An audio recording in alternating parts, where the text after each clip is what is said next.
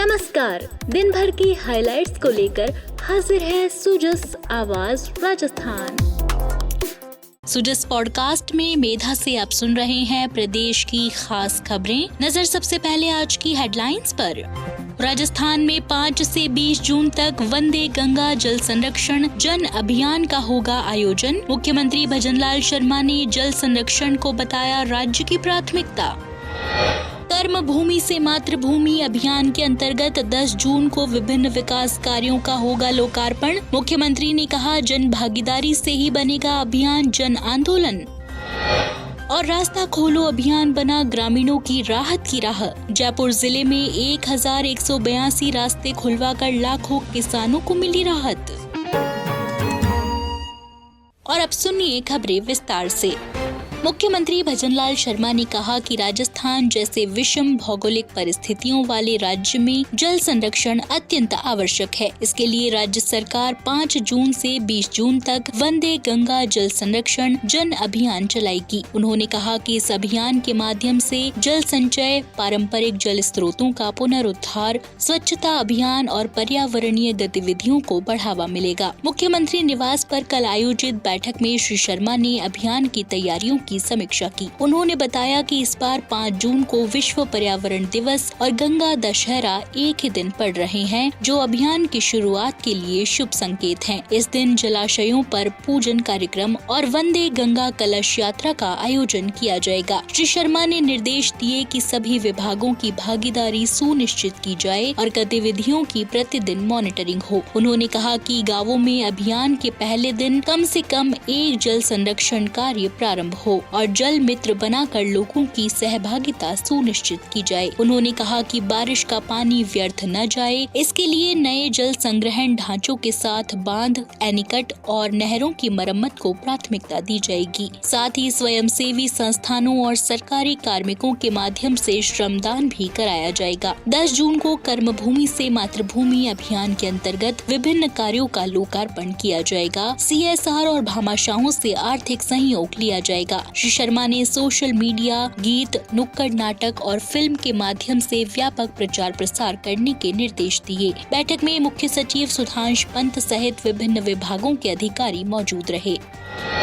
इसी कड़ी में मुख्यमंत्री भजनलाल शर्मा ने आज सोशल मीडिया संदेश पर दुख व्यक्त करते हुए लिखा, भारतीय प्रशासनिक सेवा के वरिष्ठ अधिकारी और राज्य के ऊर्जा विभाग के अतिरिक्त मुख्य सचिव आलोक जी के निधन का समाचार अत्यंत दुखद है। प्रभु श्री राम से प्रार्थना है कि दिवंगत पुण्य आत्मा को अपने श्री चरणों में स्थान और शोकाकुल परिवार को ये असीम दुख सहने की शक्ति प्रदान करे।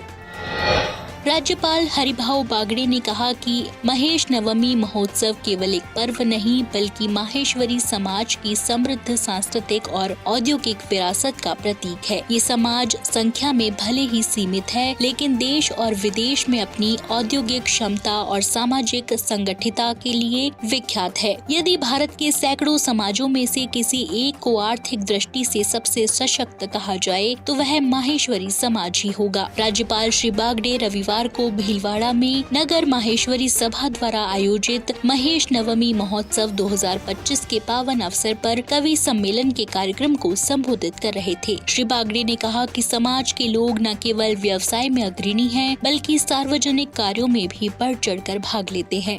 सामाजिक भवनों का निर्माण और उपयोग एकजुटता की मिसाल है। ये समाज अपनी संस्कृति, एकता और सामाजिक सेवा के लिए पहचाना जाता है। उन्होंने कहा कि भीलवाड़ा में कॉटन इंडस्ट्री बहुत अच्छी है। राजस्थान प्रदेश के लोग अन्य प्रदेश और देशों में जाकर अंतर्राष्ट्रीय स्तर पर राजस्थान का गौरव बढ़ा रहे हैं।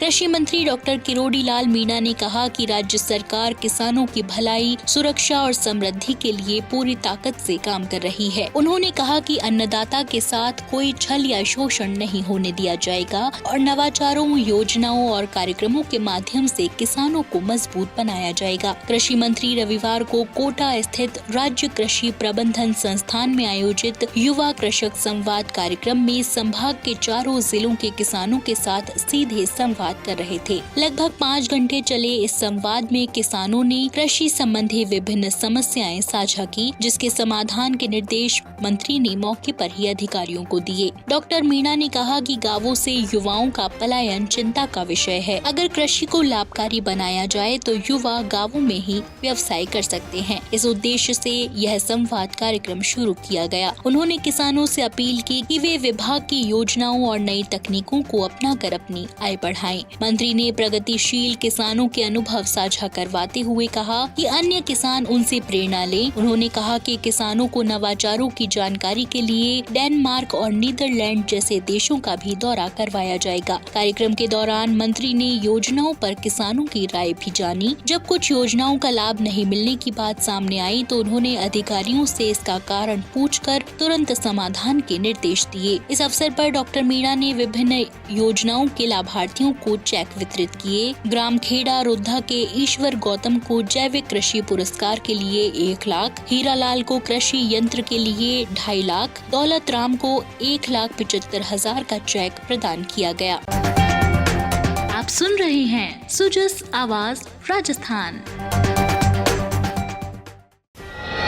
इसी कड़ी में जल संसाधन मंत्री सुरेश सिंह रावत की अध्यक्षता में रविवार को वंदे गंगा जल संरक्षण जन अभियान की तैयारियों को लेकर समीक्षा बैठक आयोजित की गई। मंत्री ने कहा कि मुख्यमंत्री भजनलाल शर्मा के नेतृत्व में जल और पर्यावरण संरक्षण को सर्वोच्च प्राथमिकता दी जा रही है। इसी क्रम में 5 जून को विश्व पर्यावरण दिवस और गंगा दशमी के अवसर पर ये प्रदेश व्यापी अभियान शुरू होगा। श्री रावत ने बताया कि अभियान के दौरान जल स्रोतों, नदियों, जल धाराओं और तालाबों का जल पूजन, कलश यात्रा, स्वच्छता कार्यक्रम, जल संरक्षण पर जागरूकता गतिविधियां, जल संरचनाओं का लोकार्पण और नई संरचनाओं के शिलान्यास जैसे विभिन्न कार्यक्रम आयोजित किए जाएंगे। उन्होंने अधिकारियों से कहा कि मुख्यमंत्री की मंशा के अनुसार अभियान को हर गांव और हर व्यक्ति तक पहुंचाया जाए और इसे जन आंदोलन का रूप दिया जाए।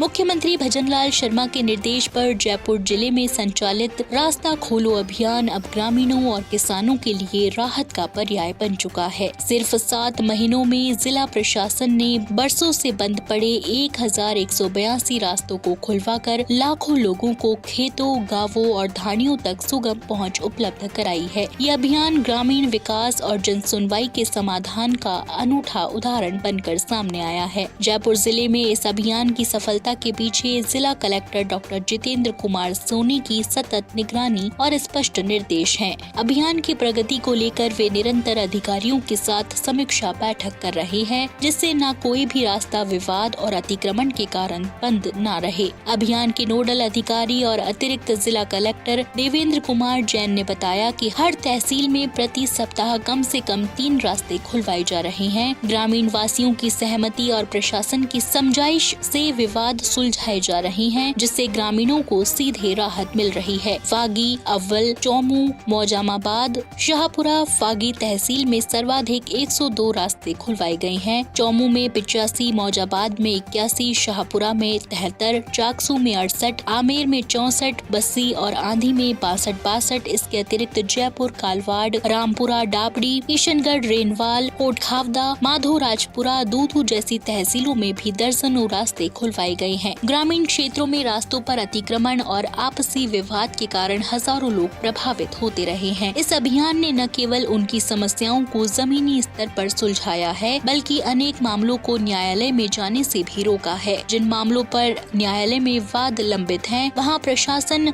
न्यायिक निर्णयों की प्रतीक्षा कर रहा है। रास्ता खोलो अभियान राजस्थान में जन सुनवाई आधारित प्रशासनिक कार्य प्रणाली की एक मिसाल बन चुका है। जयपुर जिला प्रशासन का ये अभिनव प्रयास ग्रामीण जीवन को आसान बनाने की दिशा में मील का पत्थर साबित हो रहा है। अन्य जिलों में भी इस मॉडल को अपनाने की मांग उठ रही है, ताकि पूरे प्रदेश में वर्षों से बंद पड़े रास्ते फिर से खुलवा सकें और विकास की गति तेज हो सके। राजस्थान सरकार के समाचारों, महत्वपूर्ण निर्णयों और सभी योजनाओं की सटीक और सही जानकारी आपको मिलती है सुजस ई बुलेटिन, सुजस वीडियो बुलेटिन और सुजस आवाज पॉडकास्ट के साथ। इसके लिए फॉलो करें हमारे YouTube channel DIPR Rajasthan official, Facebook page और X handle DIPR Rajasthan. Rajasthan सरकार से जुड़ी दिन भर की खबरों के लिए आप सुजस ऐप भी डाउनलोड कर सकते हैं।